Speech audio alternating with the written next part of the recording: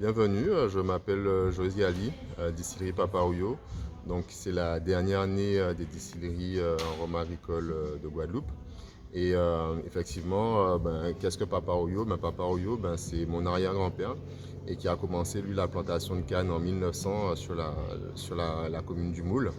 Et donc en 2014, quand on s'est réunis donc, avec mon collectif de planteurs, donc des voisins de notre parcelle de canne au moule, on a décidé effectivement de choisir comme nom, de mettre en avant un planteur, et donc d'où le nom de la distillerie Paparouyo. Donc aujourd'hui, on utilise encore une partie de ces parcelles pour faire une partie du rhum Paparouyo. Et la vraie originalité du projet Paparouyo, c'est effectivement la volonté d'un collectif de planteurs à l'origine qui a voulu effectivement partir d'une problématique, c'est-à-dire la canne aujourd'hui en Guadeloupe rapporte de moins en moins vis-à-vis du sucre. Que faire pour la valoriser ou faire autre chose? Et donc je fais un petit peu l'histoire courte, mais l'idée a été effectivement, on fait déjà du rhum d'excellence en Guadeloupe, comment faire un rhum d'exception? Et tous les choix qu'on a fait à partir de là ont été dans cette logique de proposer une autre couleur de rhum à la palette d'excellents rhum qu'on fait déjà en Guadeloupe. Et donc, les différents choix, c'était déjà des choix agricoles, où on va effectivement, nous, couper la canne à la main, avoir la canne longue, tout ça pour avoir une qualité de jus la plus préservée possible. Ensuite, on va presser la canne le jour même, là aussi pour préserver la qualité du jus. On va ensuite faire des fermentations qui vont être plutôt longues par rapport à l'industrie. On est plutôt sur 48 à 72 heures de fermentation. C'est vraiment pendant la fermentation, on va créer toute l'aromatique, toute la structure, etc. qu'on va ensuite venir sublimer au moment de la distillation.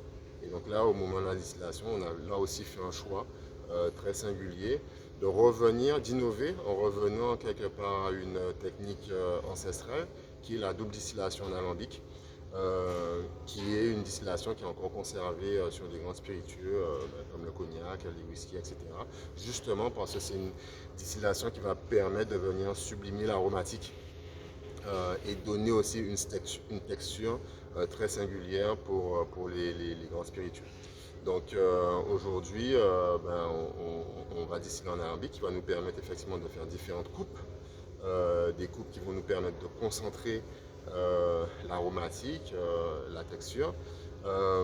Derrière, on va avoir effectivement un spiritueux, un rhum, qui va avoir une aromatique très singulière.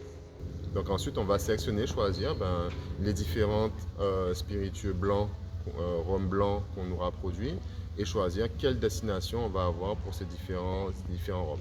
Est-ce qu'on va les conserver comme des rhums blancs ou est-ce qu'on va les mettre en vieillissement? Donc ça, c'est un choix qu'on fait collectivement dans un comité de dégustation, donc avec toute l'équipe qu'on a ici, de jeunes qui sont passionnés de rhum.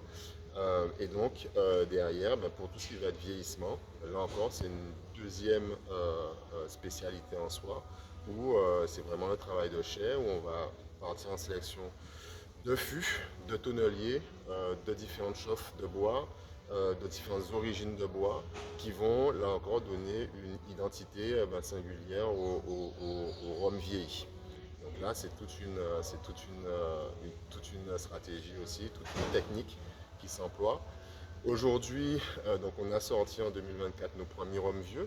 Donc dans l'IG, indication géographique, rhum de Guadeloupe, un rhum vieux, c'est minimum 3 ans. Donc on a fêté nos 3 ans cette année. Avec la gamme Tempo, on a proposé effectivement 3 rhums vieux, un rhum vieux classique, donc 3 ans, et 3 finishes, un finish Porto et un finish Armagnac. Donc un finish, c'est après le vieillissement, on va laisser le rhum vieillir un certain temps dans un fût qui aura contenu un autre spiritueux, donc en l'occurrence là du Porto et du Cognac. Aujourd'hui, la distillerie est plutôt jeune, mais on s'exporte dans une dizaine de pays aujourd'hui. On est relativement connu des amateurs de rhum aujourd'hui, mais il faut encore qu'on aille toucher un plus large public, et c'est ce à quoi on s'attelle pour 2025.